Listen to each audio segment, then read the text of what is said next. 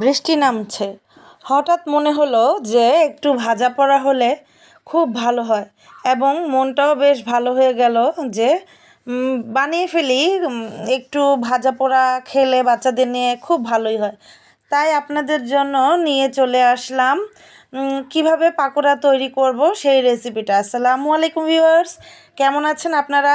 আজকে আপনাদের সাথে শেয়ার করব কিভাবে পাকোড়া তৈরি করতে হয়। তো এখন এখানে আমি নিয়ে নিয়েছি 2 কাপ পরিমাণে পাতাকপি। তো এখন আপনারা এটাকে পাতাকপি বলেন নাকি বাঁধাকপি বলেন, যে যেটাকে বলেন। তো এখানে নিয়ে নিয়েছি আমি 1 কাপ ময়দা, পরিমাণ মতো লবণ, 1 চা চামচ হলুদের গুঁড়া, 1 চা চামচ মরিচের গুঁড়া, 4-5টা মরিচ কুচি করে কেটে নিয়েছি। এখন দিয়ে দিয়েছি একটু ধনিয়ার গুঁড়া এবং একটি ডিম ভেঙে দিয়ে দিচ্ছিলাম। তো এখন এটাকে হাত দিয়ে ভালো করে মেখে নিচ্ছি। আপনারা ইচ্ছা করলে এটাকে স্প্যাচুলার সাহায্যেও মেখে নিতে পারেন, তবে আমার কাছে মনে হয়েছে হাত দিয়ে এটাকে মিলিয়ে নিলেই ভালো হবে। তো এখন এটাকে আমি ভালো করে মিশিয়ে নিলাম। অনবরত এটাকে চারপাশ থেকে ভালো করে মিশিয়ে নিতে হবে। এটাকে আমার মনে হয়েছে একটু শুকনো শুকনো, তাই এখানে আমি অল্প পরিমাণে একটু পানি অ্যাড করেছিলাম। তো দেখেন ভিউয়ার্স, এই পাকোড়ার মিশ্রণটা আমার মিশিয়ে নেওয়া হয়ে গেছে। দেখতেই পারছেন কি সুন্দর একটা কালার এসেছে।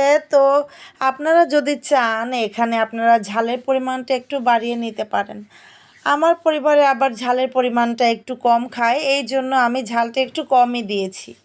দেখুন কি সুন্দর একটা কালার এসেছে। তো এখন আমি চুলাতে একটা প্যান গরম করে নিয়েছি এবং এটাতে তেল পরিমাণ মতো দিয়ে এখানে তেলটাকে হালকা একটু গরম করে নিয়েছি এবং গোল গোল আকারে এখানে আপনারা যে যেরকম চান সেই রকম আকার দিয়ে আপনারা এই পাকোড়াগুলোকে ভেজে নিতে পারেন।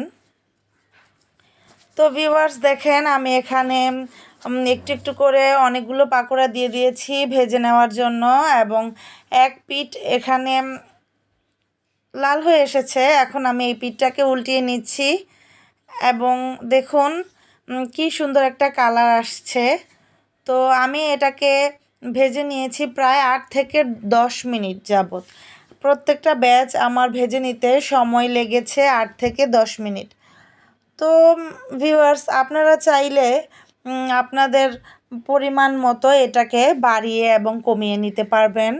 তো এখানে আপনারা কে কোথা থেকে দেখছেন তা আমাকে কমেন্ট করে জানিয়ে দিতে পারেন এবং আমার ভিডিওটি যদি আপনাদের ভালো লেগে থাকে তাহলে একটি লাইক, কমেন্ট এবং শেয়ার করে দিতে পারেন। তো ভিউয়ার্স দেখতেই পারছেন আমার পাকোড়াগুলো দেখতে কি সুন্দর হয়েছে এবং অসম্ভব একটি দারুণ সুন্দর কালার এসেছে। তো এখন আমি একটি জালির সাহায্যে এটাকে তেল ঝরিয়ে তুলে নিচ্ছি। এখন আমার একটি ব্যাচ ভাজা হয়ে গেছে। তো এখন আমি একটি টিস্যু পেপারে এরকম করে সবগুলো পাকোড়া তুলে নিয়েছি যাতে এক্সট্রা তেলগুলো সোক করে নেয়।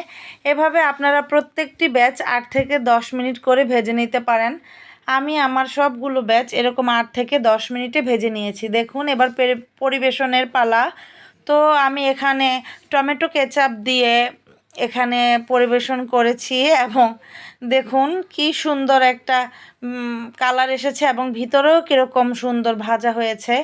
তো দেখুন দারুণ এই পাকোড়া রেসিপিটি যদি আপনারা বাসায় তৈরি করে নিতে চান তাহলে আমার এই রেসিপিটা ফলো করে বানিয়ে নিতে পারবেন। আজকের মতো এখানেই বিদায় নিচ্ছি। ভালো থাকবেন সবাই। আসসালামু আলাইকুম।